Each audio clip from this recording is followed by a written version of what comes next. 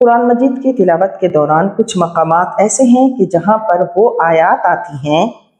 کہ جن کی تلاوت کے بعد سجدہ کرنا واجب ہوتا ہے، ان کو آیات سجدہ تلاوت کہتے ہیں۔ لہٰذا ہماری خواتین جب قرآن کی تلاوت کریں تو اس بات کو ذہن میں رکھیں کہ جب آپ نے آیت سجدہ کی تلاوت کی تو پھر آپ پر سجدہ تلاوت کرنا واجب ہو گیا۔ ہاں، یہ ضروری نہیں کہ آپ اسی وقت سجدہ تلاوت کریں، بعد میں بھی کر سکتی ہیں۔ اور اگر آپ قرآن کی تلاوت کر رہی ہیں، آپ چاہتی ہیں کہ پورے قرآن ختم کرنے کے بعد میں جو آیات سجدہ ہیں وہ تقریباً 14 ہیں، 14 وہ آیات سجدہ ہیں، تو وہ آپ ایک ساتھ کرنا چاہتی ہیں تو تب بھی کر سکتی ہیں۔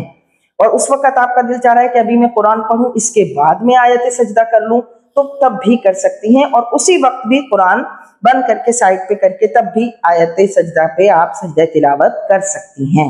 یہ سب یہاں پر آپ کے پاس آپشنز ہیں، اس میں جس پر چاہے آپ عمل کر سکتی ہیں۔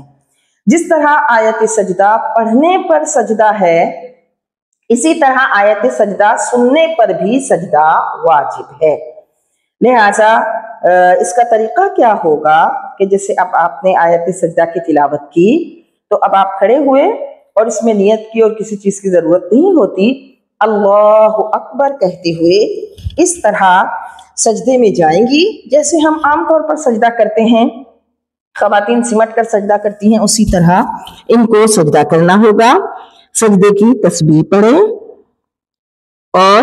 اللہ اکبر کہتی ہوئی کھڑی ہو جائیں۔ اس میں اللہ اکبر میں ہاتھ اٹھانے بھی ضروری نہیں ہے، اور دونوں مرتبہ یعنی کھڑے ہو کر سجدے میں جانا اور